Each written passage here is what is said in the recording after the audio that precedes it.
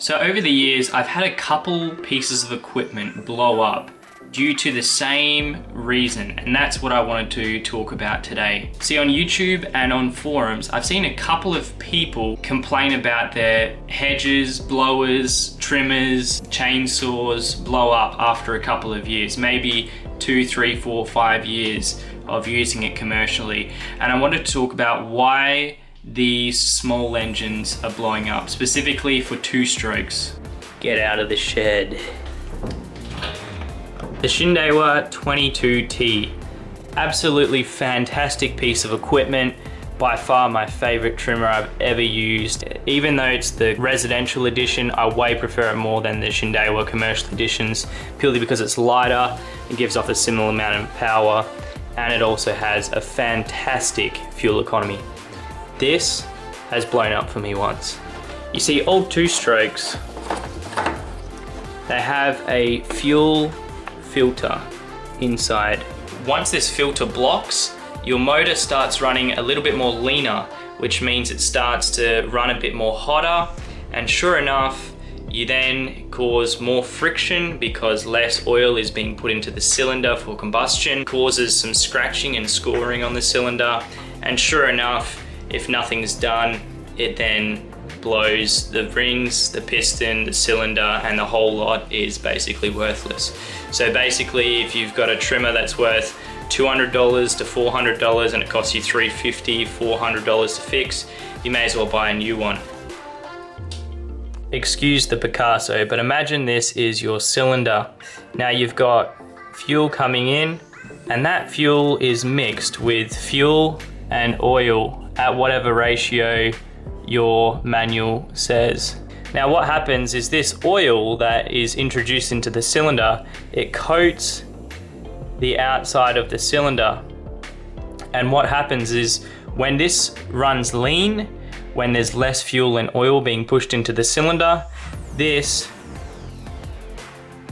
doesn't get coated enough. The piston that's running up and down has no oil to lubricate itself. This causes your whole engine to run hot, and then sure enough, it starts affecting the cylinder.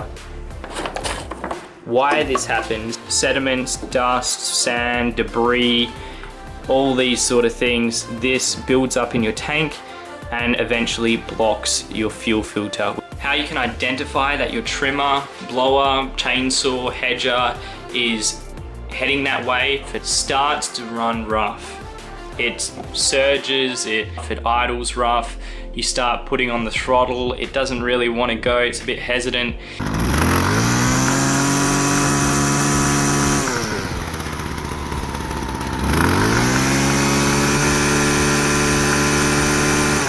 Your engine starts to overheat. You'll feel it against you when you're using it. That is another sign that your engine is running lean. And all that you need to do to prevent your small engine from dying is simply changing the fuel filter. How often should you change your fuel filter? Well, this depends on your specific unit. The manufacturer's manual will tell you a general rule of thumb of how often you should change it. If you're wondering where you can buy a fuel filter, have a look at the links in the description, and that will show you where I got mine. How can you change your fuel filter? Well, the next video that I'll be posting will be exactly that, how to change your fuel filter with your coat hanger. So stay tuned for that because it'll be out very soon. Everything that I've been talking about does not apply for 4-strokes, as you have a separate compartment for oil.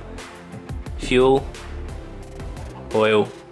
If you run the fuel down in a 4-stroke, obviously you're not going to have any issues with oil lubrication in the cylinder.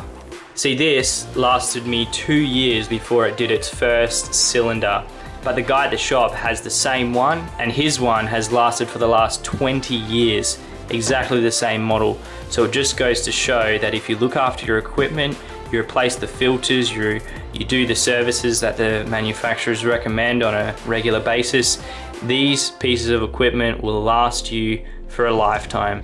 Additionally, if you're still having issues after changing the fuel filter, what can you do? Well, check to make sure that your air filter isn't blocked. Also check your spark plug is in good repair, replace them as needed or if you haven't done so in a while. Or for a more in-depth explanation of what else you can do, check out the link in the description of another video where I go into a bit more depth. Also in the description I've put some links to products and items that I highly recommend, so make sure you check them out in your own time as well.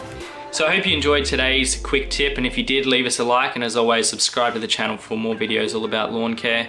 My name is Hayden, and I shall catch you in the next one.